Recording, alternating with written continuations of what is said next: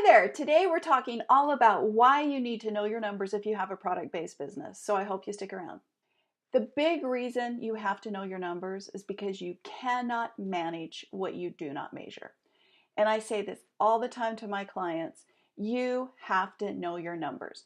So if you can't measure something, you have very little chance of improving it. So to grow your business, you need to focus on two areas.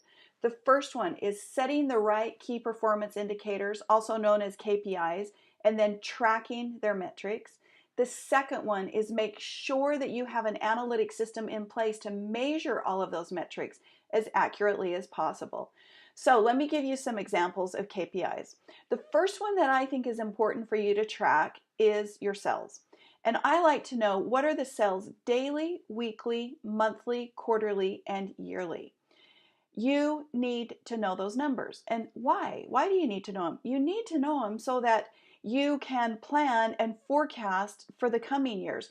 So, for example, in my business, the J months were slow, January, June, and July. And I knew that based on tracking all my KPIs. And so I would plan promotions around the J months that would help those sales increase. So that's just one of the benefits of knowing your numbers. You also want to know, are you trending up or are you trending down? I like to measure my sales by channel. So for example, are they coming from e-commerce? Are they coming from retail? Are they coming from wholesale? Whatever your channels of business are, you want to know how much of your sales is coming from each one of those channels. And you want to know that so that you can promote and work to grow the channels that are successful, to grow them bigger. But you also want to be able to know if you've got a channel that's slipping so you can help push that along. The other thing I like to track with sales is what products are selling. I like to know the number of units of each product SKU that I have. And you want to know that for a couple of reasons too. Are there any winners that you want to push more and be able to promote more? But are there any losers that you need to discontinue? And so you don't want to keep dead inventory in stock either because that costs you dollars. So it's important that you track your sales. I also like to know how many orders shipped. Are we staying on top of shipping? Are we getting behind in comparison to orders?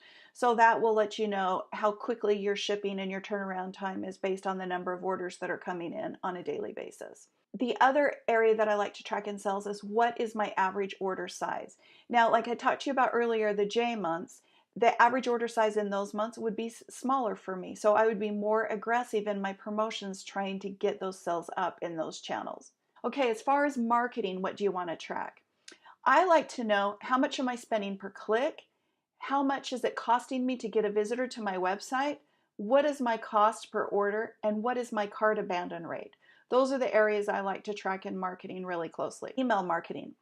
What is my activity rate? Is my list growing? Is it shrinking? I want to know what is the percentage of people that are opening versus the percentage that I sent. So your open rate is an important one.